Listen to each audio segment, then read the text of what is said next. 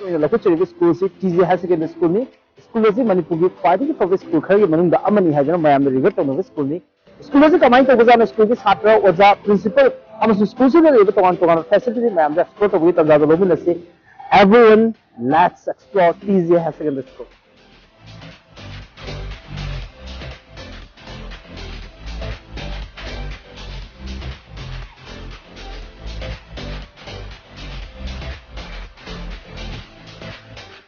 Manipur sana laimayo, sana kudna senjavalai ko.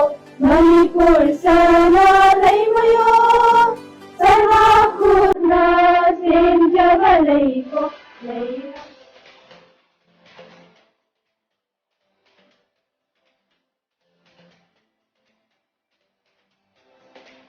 Hoili naufam ताखिबना तंबाकनी चिंदम देखी माही मारो नंगिलो बुक्तगी हराव तयमना चेना चोंगना.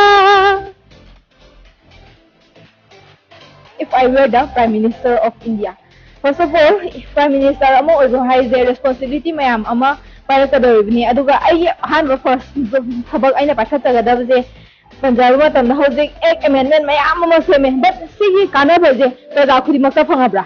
TZ school, there is a perception, wrong perception, that government school cannot be the best. That's so.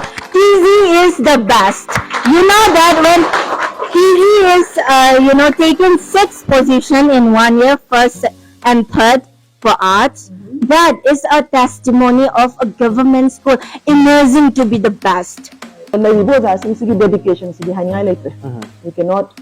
I cannot compare the dedication. Like Sunday class we have because syllabus are not covered and they want to hold special classes on Sundays.